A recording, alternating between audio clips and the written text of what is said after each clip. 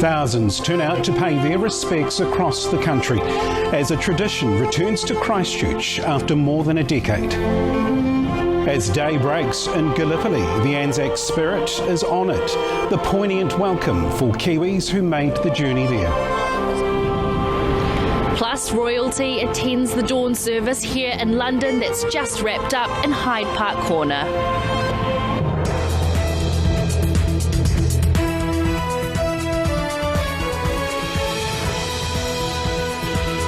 Kia ora, good evening. It was a chilly start for many Kiwis across the country who attended Anzac Day dawn services. Young and old gathering to remember our fallen soldiers, with commemorations back to full strength without any COVID disruptions. In Christchurch, the main dawn service returned to Cathedral Square for the first time since the earthquakes. Our veterans also front of mind overseas, with a service at Anzac Cove more than 100 years since the Gallipoli landings. We have special coverage for you tonight, beginning with Nicole Bremner's report. The dawn Anzac call ringing out across Aotearoa. From big cities to coastal communities. Thousands coming together in the chilly darkness to remember, to reflect, to honour. Our papa was in the army? Yeah. We come and we remember and we talk about all the people from the past who fought for us. Acknowledgement too for those who fought alongside. With golden soil and wealth for toil, our home is scourged by sea. Further south, the Prime Minister started his day close to home in Upper Hutt. At the going down of the sun and in the morning, we ought to remember them. While down at the National War Memorial, even one of our bravest clearly moved. Emotion also close to the surface among the huge Auckland crowd. Veterans and current personnel standing side by side for Requiem of a Soldier.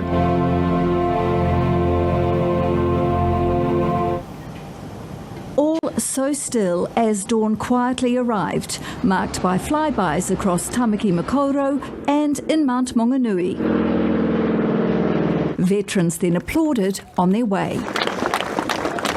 The pink sky giving way to a beautiful day in the tiny Northland town of Maunganui, all ages marking our special day. Those people sacrificed their lives for us. My granddad was in the Vietnam War. Chance to come along and remember the servicemen, particularly my dad.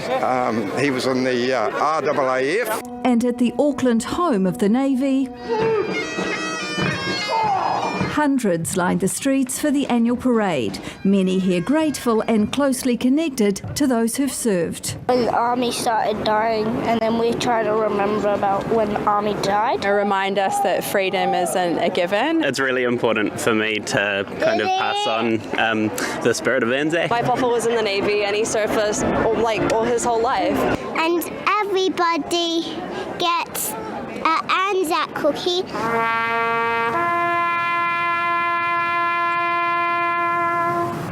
The bonds to our day of tradition appearing as strong as ever, seemingly unbreakable as the years roll by. Nicole Bremner, One News.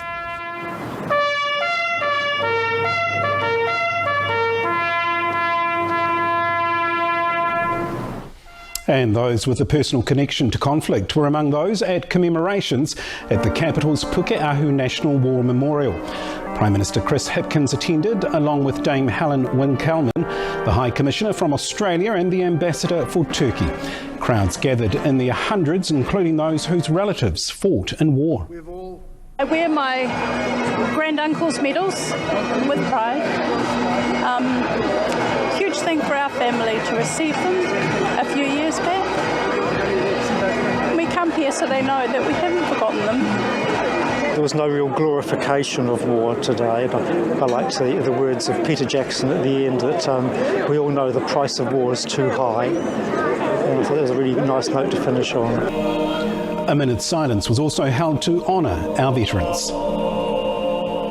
An important tradition has returned to Christchurch's dawn service held at Cathedral Square for the first time since the earthquakes. It was an emotional moment for many veterans who felt they'd finally come home. Thomas Mead went along. They say tradition is what binds us.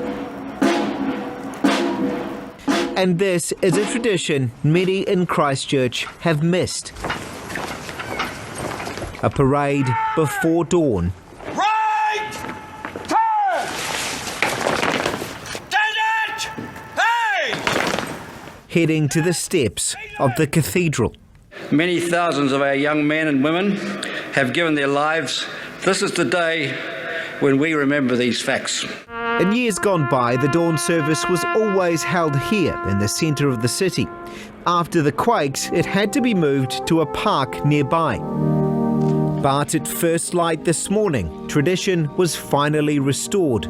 The Citizens' War Memorial in the square rebuilt at last. They shall not grow old, as we that are left grow old.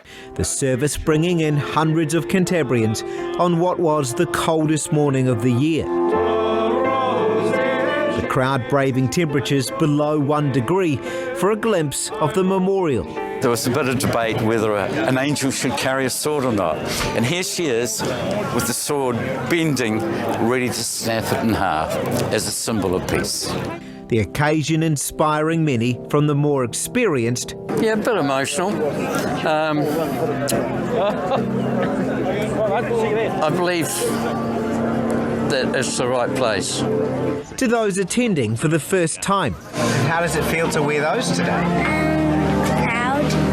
As dawn turned to day, it was clear all the hard work of restoration was worth it. The Anzacs restored to their rightful place in the heart of Christchurch. Thomas Mead, One News.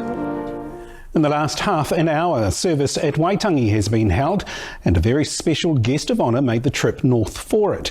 Northland reporter Helen Castles is with us live. Helen, do tell us who's there.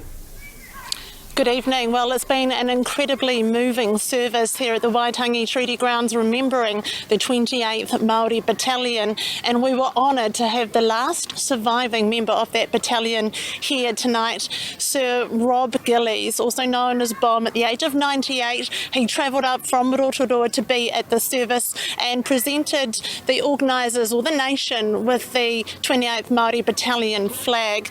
Our organisers were just so grateful to have such a legend here at the service, and earlier we spoke with the Waitangi National Trust Chair, Peter Tippany, and here's what he had to say about the special guest. Me personally, he is like my dad, who was in the 28th Māori Battalion, who never spoke to me about any of his war experiences. So for me in 2023 to be able to talk to the last surviving veteran about some of those experiences, yeah. It's very sad, but it's great. A field of remembrance stands behind me with 569 crosses, each with the name of a Māori soldier who died overseas and whose body is buried overseas. This has been an incredibly special commemoration here at the Waitangi Treaty Grounds, and also the first public Anzac commemoration, and several hundred turned up tonight to pay their respects. Helen Castles, thank you. The Anzac legend was born on this day in 1915 when Australian and New Zealand troops landed on Gallipoli Peninsula. Many have travelled to Turkey for the commemorations, with the biggest turnout for the dawn service in 8 years. It was held just a few hours ago, as Jacob Johnson reports. Before the break of dawn, in the pouring rain. A haunting welcome for Kiwis a long way from home. Alongside our Anzac neighbours, remembering those who served and died along this coast. We landed here and troops at once moved into the firing line. 17,000 New Zealanders fought here with Allied forces in a gruelling 8-month campaign. More than 2,700 never came home. We remain quite properly in awe of how ordinary men put aside their fears and found such reserves of courage and endurance. Well wrapped up against the cold, a crowd of almost 1,700 paid their respects. Among them, around 400 Kiwis, the biggest turnout since the centenary event in 2015. In Turkey, New Zealand, Australia, Gallipoli has become a central part of our national stories. Their example should inspire us all to try, in whatever way we can, to make the world a place in which no one has to endure the kind of suffering and torment that saturated this peaceful cove in 1915. A lesson for all time learnt on these shores where the Anzac spirit was born. Jacob Johnson, One News. And that Anzac spirit is also being honoured in London, where a dawn service has just finished. Our Europe correspondent May Heron is at Hyde Park Corner. And May, who's been at the commemorations?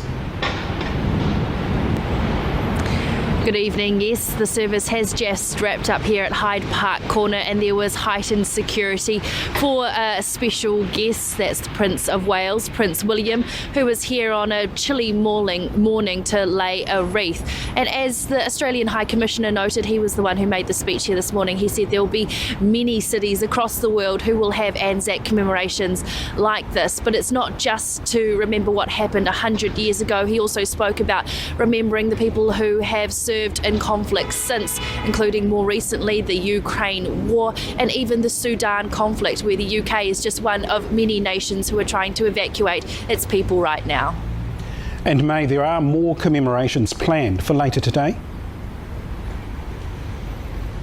Yeah, in a few hours there'll be a wreath-laying ceremony at the cenotaph, and usually every year there's also a service of commemoration and thanksgiving at Westminster Abbey. But because of the King and Queen's consort coronations in just under 2 weeks now, those preparations have meant that service is not open to the public like usual. Instead, it'll just be a small closed ceremony later on this afternoon. May Heron in London, thank you. The New Zealand part of the Anzac acronym has been clear to see across the Tasman. Kiwis well represented in dawn services and marches. Australia correspondent Andrew McFarlane spoke to some of them. Karakia ringing out in the heart of Sydney. For many New Zealanders living in Australia, the annual Anzac marches are their strongest connection to home and to each other. This is the first time there have been no World War II veterans in the Kiwi contingent who've marched here for years. It makes it even more poignant, much more important for me, living here in Sydney to come. Sam and Jenny Carden wore the medals of relatives Sir Ian Turbot, born in Whangarei. Interesting as well, just to figure out which one was which and where they belong and what he did to accomplish that medal. He served 6 years in the New Zealand Army during the Second World War and left with the rank of captain. When he came to Australia, he also was a great advocate for the community here. And more than 100 years on from the Anzac partnership first being forged, the agreement between our two countries is still finding new life, with the Australians announcing a new and improved pathway to citizenship for Kiwis living over here. Our High Commissioner represented Aotearoa in Australia's capital. I think of those who went to war and didn't come home. I think of those who did come home. Anthony Albanese using his speech to highlight the contribution of Indigenous Anzacs who gave their lives for a country that didn't recognise them as citizens. We must acknowledge the truth that Aboriginal and Torres Strait Islander people who donned the khaki fought harder for Australia than Australia was sometimes willing to fight for them. A respectful reminder of sacrifice often overlooked on our country's most sombre day. Andrew McFarlane, One News, Sydney. The Cook Islands sacrifices are being remembered too.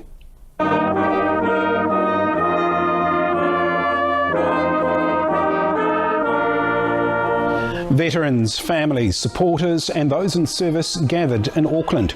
Organisers say it was so their stories of war and their contribution aren't forgotten. Can be Cook Island today, and we can celebrate and be more inclusive, and also to be able to show the rest of New Zealand and the rest of the world just what we have done in terms of our contribution. So it's important for us to celebrate being Cook Island and our contribution to others as well. Those who helped from home with the likes of sewing and knitting clothes for soldiers overseas were also honoured. Māori Pioneer Battalion efforts to help dig 19 kilometres of tunnels in north-east France have been remembered by a delegation from the city of Arras. The tunnels sheltered more than 20,000 Allied troops in World War I ahead of a surprise attack on German defences. As Pacific correspondent Barbara Drever reports, the French delegation has also visited the Cook Islands to say thanks. In World War I, 3 Cook Islanders went to Arras to help protect a community. In full circle, more than a century later, the descendants of that community have come to them to acknowledge a debt and repay it with thanks. The Battle of Arras is very important in their story, the story of Arras, France, and the story of Cook Island, Maine. These are the descendants. The proud descendants of Angane, Tau Kopongaiti and Isaac Solomona.